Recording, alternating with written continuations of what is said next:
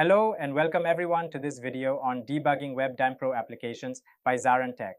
But before we begin, make sure to subscribe to our ZaranTech YouTube channel and hit the bell icon to never miss any update from us. Hello everyone. Today we are diving deep into world of Web Dynpro application. If you are ever found yourself stuck in your tricky bug, you know how frustrating it can be. But don't worry, we are here to help you. In this video, we will guide you a step by step through process of debugging Web Dynpro application, from identifying common issues in using SAP powerful debugging tool. You will learn how everything you need to effectively troubleshoot and resolve problems in Web Dynpro projects. Whether you are a seasoned developer or just starting with Web Dynpro, this tutorial will equip you with the skill and confidence to tackle any debugging skill. So grab your favorite debugging snack and let's get started.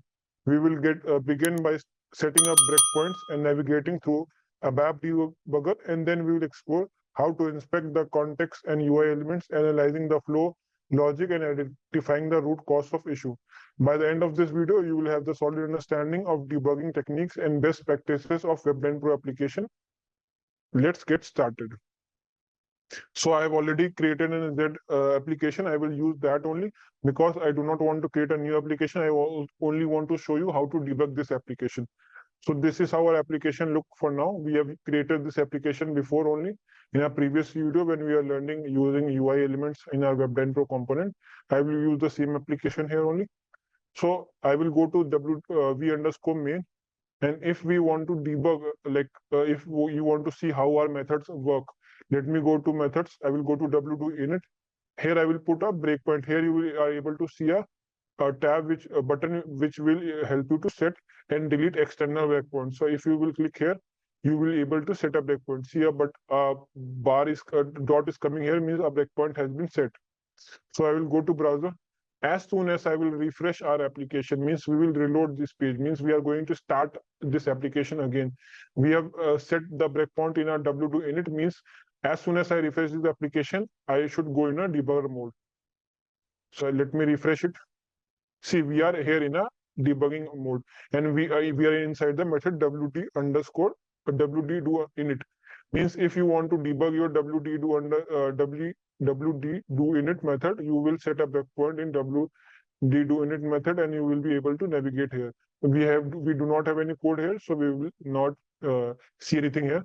I will press F8, or I will go here and I will click on this button. So we'll be going back to our browser again. So let me go to our layout button and let's debug this button. If you want to debug the button, means you are facing any issue while you are using event handler in your button UI element, and you're facing means some issue there, you can go and fix that with the help of this. Means if I am getting the data in this table and I am facing some issue, I am not getting data, I want to see what is the problem. So I will set the debugger in this UI element. I have already set the external breakpoint. Now I will click on this find button, and I should navigate to our debugger. See, I have navigated to our debugger, and see, a select query has not been executed till now because our debugger is on this line.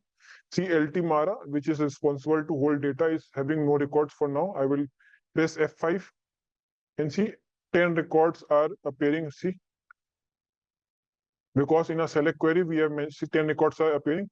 In select query we have mentioned up to 10 rows.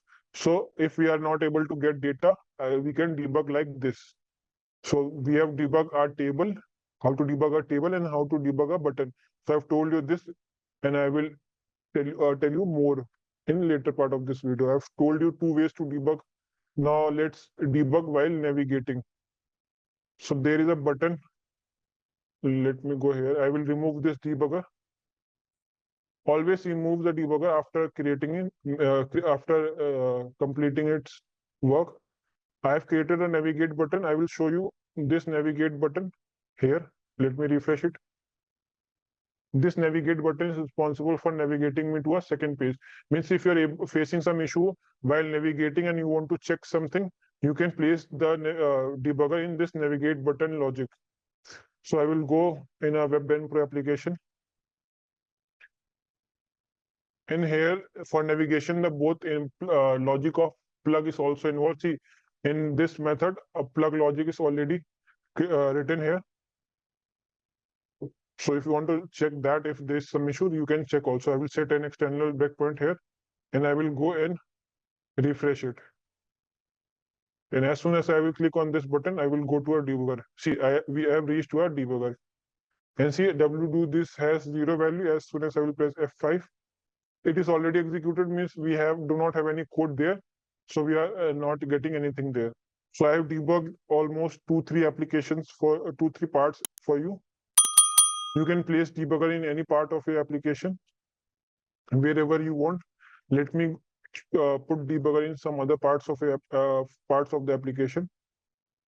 Let me go to this view_main, and let us put debugger somewhere else. Let us see where we can put a debugger. There is any logic. If there will be any logic, we are good to put a debugger.